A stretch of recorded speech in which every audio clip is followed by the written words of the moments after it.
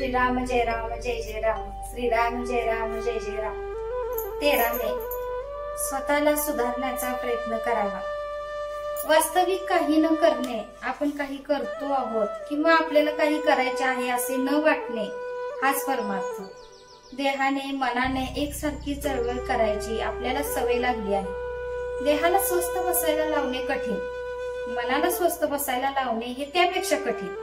आणि देहाने कर्म करीत असताना मनाला स्वस्थ बसवणे हे अत्यंत कठीण। मनाला खरे म्हणजे स्वास्थ्य हवे, पण ते मिळवण्याकरता साधन म्हणजे प्रयत्न करणे जरूर आहे। मनाचे स्वास्थ्य बिघडायला कारणे 3। 1. आपल्या इच्छेविरुद्ध गोष्ट होणे। 2. मागच्या आपल्या बऱ्या वाईट कर्मांची आठवण होणे। आणि 3. उद्याची काळजी लागणे। आता जो तो आपल्या इच्छेप्रमाणे व्हावे असे म्हणणार, मग सर्व तुमच्या इच्छेप्रमाणे कसे चालतील? तुमच्या इच्छेविरुद्ध गोष्टी होणारच। तेव्हा स्वास्थ्य बिघडू न देण्यासाठी आपली इच्छाच नाहीशी करावी। अमुक गोष्ट मिळावी ही बुद्धीच नाही ठेवू। हाव सोडावी, लोकांची आस सोडावी। जे काही होते ते रामाची इच्छेने झाले असे म्हणावे।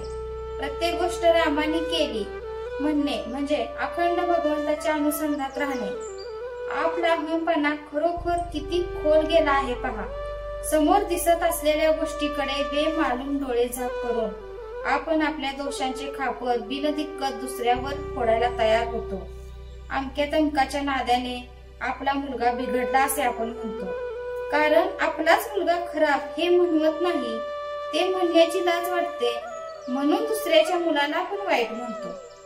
आपला मुलगा आपल्या डोळ्यात देखत संगतीच्या योगाने एवढा बिघडतो, तर मग संगतीचा परिणाम केवढा असला पाहिजे?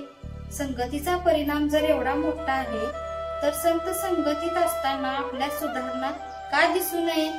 संत संगतीने मग आपण निश्चित सुधारायला पाहिजे, पण तसे तर दिसत नाही, मग नडते कुठे? याचे मुख्य कारण म्हणजे आपण स्वतःला सुधारण्याचा प्रयत्नच करत नाही। आपल्याला सर्व समजते, परंतु प्रयत्न करायला नको। वासनाच्या जाळ्यातून बाहेर पडण्याचा आपण प्रयत्न करत नाही, त्यामुळे आपण वासनेतच आपण जन्माला येतो आणि वासनेतच आपला अंत होतो।